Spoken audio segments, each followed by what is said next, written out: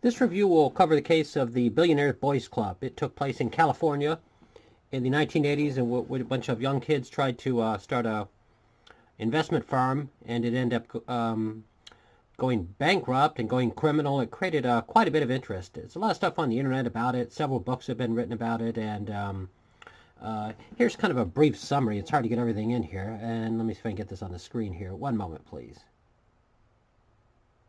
1980s. It was Beverly Hills. It was all about sex, drugs, and rock and roll. There was no rule.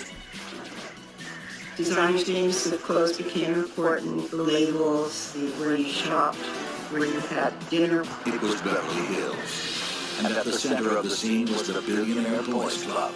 Young men from the cream of Beverly Hills elite families. They almost got the best service, the best tables. They were led by a charismatic boy wonder named Joe Hunt. He wanted a lot of power. He wanted to be a leader. But his fierce ambition would drive him to disaster. And that's kind of a quick introduction, and their investment firm went bankrupt rather quickly. And let me get a little more information about it on here. One moment, please. Was immediately kicked out of the exchange. I've met lots of guys like Joe. Big setbacks don't faze them. Nothing's ever their fault, and failure only makes them bolder. So, Joe packed his bags and headed back to Beverly Hills with big plans. When we return, Joe Gamsky becomes Joe Hunt and returns to Beverly Hills, intent on making a killing.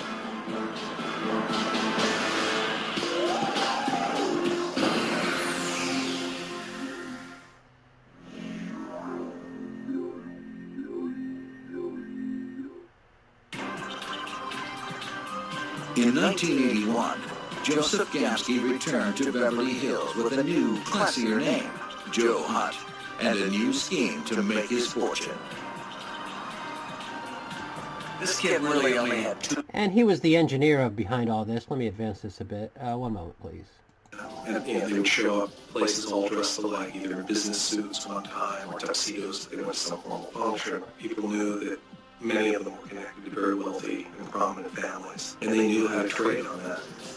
They were impeccably dressed with designer suits. They had late model, expensive cars. The Rolex watches. They had all of the accoutrements to impress. The BBC tried to start a business converting European luxury cars to U.S. standards, but profits became less important than pleasure. They had a fleet of cars. Actually, they bought all of these BMW 700 series sedans that they were supposed to be fixing up and selling, but they liked driving them so much that they became the BBC. And let me advance this. As you can see, the business is starting to come apart. One moment, please. In the BBC, and finally Levin did. I think that for Joe Hunt, Ron Levin was a dream come true. He continued to believe that if he just got a big chunk of money he could put in the commodities market, everything would turn out okay. And so Ron Levin comes along and says, okay, yeah, you've convinced me. Here's $5 million to invest for me. Levin agreed to split the profits, but insisted on using his own account at the Clayton brokerage. With Levin's money, Joe began making huge profits. He could point to a statement with a bottom line that read $13.5 million. Joe's share would be $5 million. So he strolls into the office with all these documents from Clayton Brokerage that tell all the boys that he's just made $5 million for them, and it's all going into the BBC. And let me advance this a bit, and one moment, please. $1 million, but the check bounced. 2 days later, Ron Levin was reported missing. At first, the police were not concerned. Most cops will privately tell you they hate running down missing persons. And with a shady guy like Ron Levin, let's just say the police weren't rushing to find him. When the report was taken, we saw that it was Ron Levin, my partner and I. And we looked at it and said, Ron's at his tricks again. By summer's end, Joe... And as you can see, their account was never had cash in it, and let me get more information about this. Into the position he was in is a mystery to me. This is a kid from a nice family, and he fell so under the sway of Joe Hunt that it's incomprehensible. On November 26th, Detective Zoller met Dean at his parents' house in the Hollywood Hills. He made Dean an offer he couldn't refuse. They gave Dean carte blanche, I mean, a deal that nobody could have imagined he'd get, which is complete freedom. You know, he was able to walk away scot-free if he testified. He realized that he needed out of this, that either this was And Joe Hunt, who was engineer of this, had several people who were prominent in California whose parents were wealthy in his group. And let me get a little more information about this. Here's the trials beginning. Determined to get both. Ron Levin had always bragged that he had a Swiss bank account.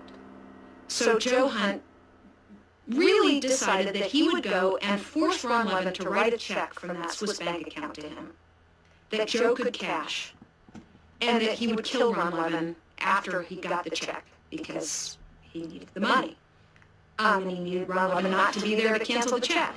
Jim shot him in the back of the head. And let me get to the final. Here's the trial, probably the most interesting part. One moment, please.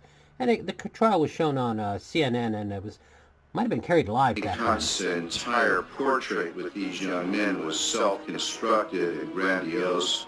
The capability of committing homicide to avenge an alleged wrongdoing or a scam where Ron Levin had victimized them seemed consistent with his exaggeration to me.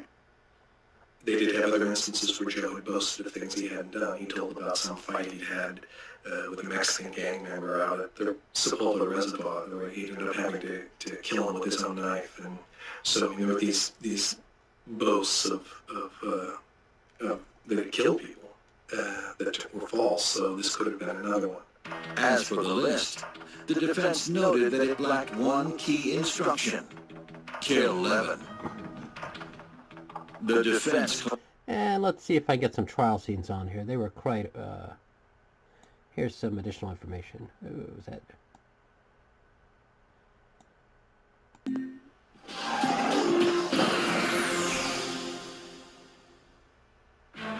On April 22nd, 1987, a California jury announced they had reached a verdict in Joe Hunt's trial for the murder of Ron Levin.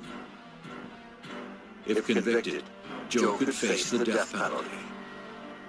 There's nothing quite like the heightened sense of anticipation when the jury announces they have reached a verdict. And this was no exception. We, the jury, in the above entitled action, find the defendant, Joe Hunt, guilty of murder in violation of Penal Code Section 187. Joe Hunt's long run of fooling the world had finally ended.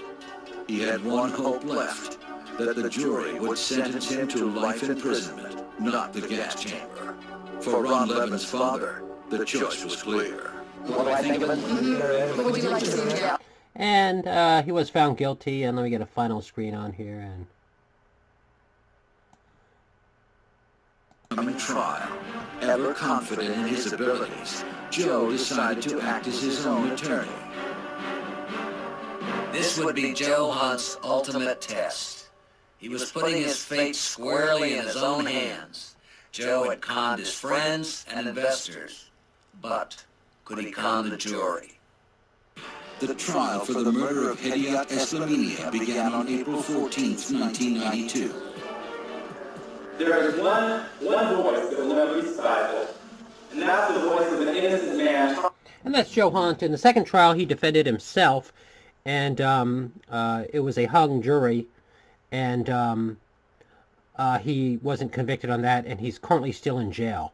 And if you remember this case back then, it's quite a case, and if you go to Google search engine, just type up the Billionaire Boys Club, quite a bit of information is on there about it, and several books. The books are quite interesting as well.